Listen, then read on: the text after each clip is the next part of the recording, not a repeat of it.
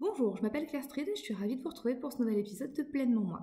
Je suis consultante en intelligence relationnelle et intelligence émotionnelle. Je vous aide à être bien avec vous-même pour être bien avec les autres. Avec une expertise dans ce qu'on appelle la diversité cognitive, c'est-à-dire les personnes atypiques, hypersensibles, comme ceux qui sont dyslexiques, dyspraxiques, avec un haut potentiel dans le spectre de l'autisme. Mon job à moi, c'est de vous aider, de t'aider toi qui es en train de m'écouter maintenant, à passer un cap, n'importe quel cap dans n'importe quel domaine. Je suis là pour te permettre de transformer ce que tu es en train de vivre pour en faire quelque chose de positif. Alors, il y a une question qu'on me pose souvent, que je voudrais aborder avec toi aujourd'hui, c'est Claire, comment tu fais quand tu sens que tu vas perdre le contrôle, quand tu sens qu'il y a un truc qui t'échappe, comment tu fais pour lâcher prise? Alors le lâcher prise, ce grand truc qui, en général, rien que le mot m'agace. Quand on me dit Claire, il faut que tu lâches prise. Oui, bien sûr, je vais lâcher prise, t'inquiète, je vais lâcher prise. On t'attend, je pense, si tu continues.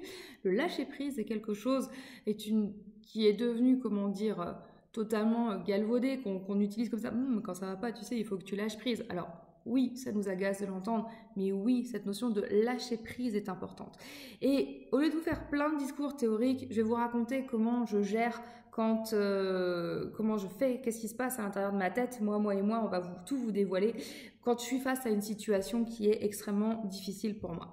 Je vais vous prendre un exemple personnel qui m'est arrivé il n'y a pas très longtemps, c'était il y a 15 jours je crois. J'allais dans une région où j'ai habité. J'allais à côté de Cahors voir un ami que j'ai pas vu depuis longtemps et ça faisait très très longtemps que j'étais pas allée dans ce coin-là. Moi, j'avais vécu en Dordogne pendant des années et tout ce coin-là, Cahors, la Dordogne, etc. C'est un endroit qui est assez chargé émotionnellement pour moi.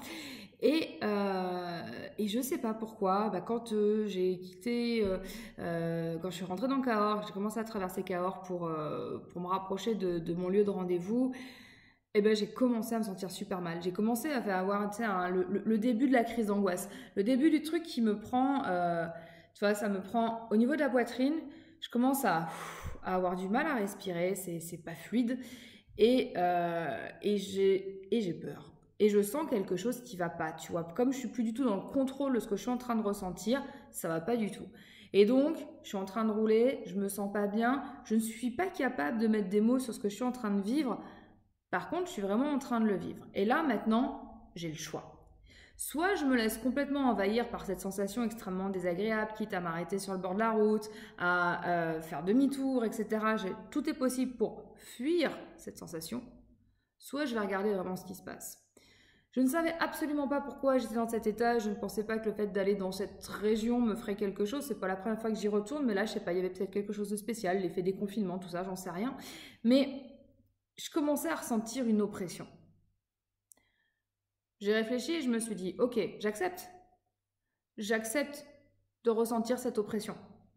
J'accepte de ne pas comprendre pourquoi. Ça, c'était vraiment super important. J'accepte de ne pas comprendre pourquoi je suis oppressée. J'accepte de faire avec. Et je regarde, qu'est-ce qui se passe autour de moi? Est-ce que je vais bien? Est-ce que tout se passe bien? Oui, je suis protégée, je me sens en parfaite santé, dans la mesure du possible par rapport à ce que je vis. Tout est chouette. Je vais voir un ami que j'ai pas vu depuis longtemps, je vais profiter de la nature, je vais profiter de tout ça. Donc, tous les voyants sont au vert en fait. Mais j'ai quand même cette oppression. Je continue à l'accepter. Je continue à dire c'est ok. C'est ok sur le fait que je ne comprenne pas. Mais par contre, maintenant, je décide. Soit je vais vivre toute ma journée avec cette oppression et donc je vais me flinguer ma journée et mettre toute mon attention uniquement sur cette oppression. Soit j'essaie de la fuir comme je vous disais tout à l'heure et résultat, vous savez ce qui se passe quand on essaie de fuir quelque chose, et c'est encore pire. Quand tu cours, tu as l'impression que le machin il grandit derrière toi et que tu vas jamais t'en sortir. Donc je suis allée regarder mon oppression. Je suis allée la regarder et je lui ai dit ok, je te remercie de m'alerter. Je te remercie de m'alerter sur le fait qu'il y a peut-être quelque chose avec lequel émotionnellement je ne vais pas être en phase. Mais c'est moi qui décide. C'est moi qui décide si je suis en phase ou pas. C'est moi qui décide si je me laisse submerger ou pas. Merci beaucoup de me prévenir qu'effectivement, émotionnellement, ce coin de France, il est très chargé pour moi. Et c'est quand même un endroit où j'ai vécu des choses magnifiques. J'ai rencontré des personnes extraordinaires. Donc tout est ok.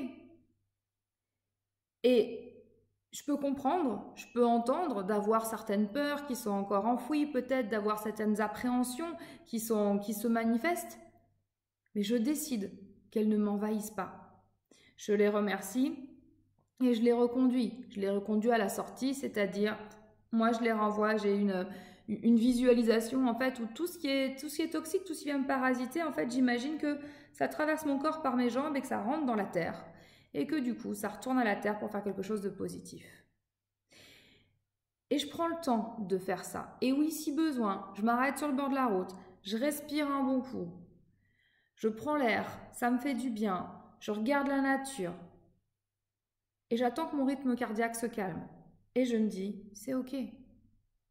C'est ok parce que je suis moi. C'est ok parce que je sais au fond de moi où aller chercher quelque chose de positif. Donc j'écoute ce qui me fait peur, ce qui me fait titiller, ce qui vient me bouleverser, me challenger par rapport à tout ça. Je le remercie. Merci de m'avoir alerté par rapport à tout ça. Je gère, je vais gérer. Et si ça va pas, je saurai comment faire. Et hop, je laisse repartir.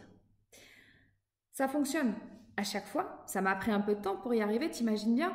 Mais c'est vrai que je ne me laisse pas embarquer dans la spirale de la peur comme je pouvais le faire avant. Je ne me laisse pas embarquer dans cette logique de « Ah mon Dieu, mais qu'est-ce qui va se passer? Ah mais c'est pas possible, puis il va y avoir ça, il va y avoir ça. » Tu sais à quel point nous, hypersensibles et atypiques, on est super doués pour partir voilà, comme ça dans tous les sens. Je refocalise, je recanalise. Et il y a une chose qui est sûre, c'est que j'ai choisi d'être ici. Il y a une autre chose qui est sûre, c'est que j'ai choisi de voir les choses positives dans cette situation. Et j'ai choisi de ne pas me laisser envahir par le négatif. On peut tous y arriver. Essaye de le faire toi et mets-moi en commentaire comment tu as réussi à lâcher par rapport à une pensée toxique. Comment tu as réussi à te dire « Ok, dans ta tête, c'est cool. Ok, très bien, il n'y a pas de problème. Je suis en train d'entendre un truc qui ne me plaît pas. » Eh bien, je choisis. Je choisis de ne pas le vivre. Je choisis de me sentir bien dans ce que je suis en train de vivre. Et je choisis aussi, j'accepte de me planter. Peut-être que, effectivement, je vais souffrir, peut-être que machin, mais en attendant, j'y vais avec l'intention de vivre quelque chose de bénéfique et de positif en me sentant bien avec moi-même pour être bien avec l'autre.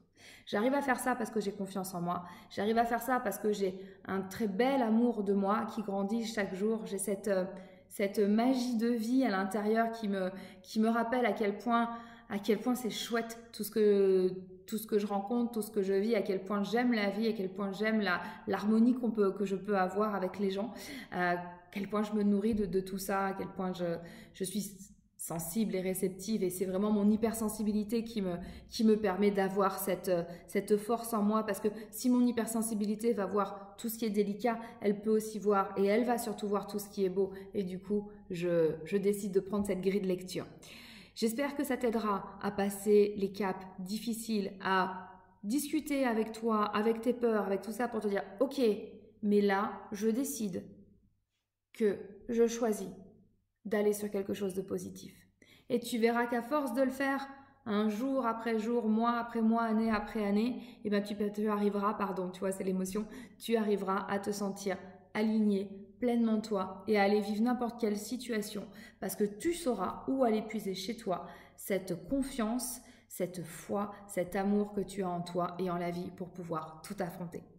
Je te remercie d'avoir suivi cet épisode. Abonne-toi si ce n'est pas déjà fait. Clique sur la petite cloche pour avoir les notifications pour les nouvelles vidéos. Je te souhaite une magnifique journée et je te dis à très vite pour un nouvel épisode de Pleinement Moi.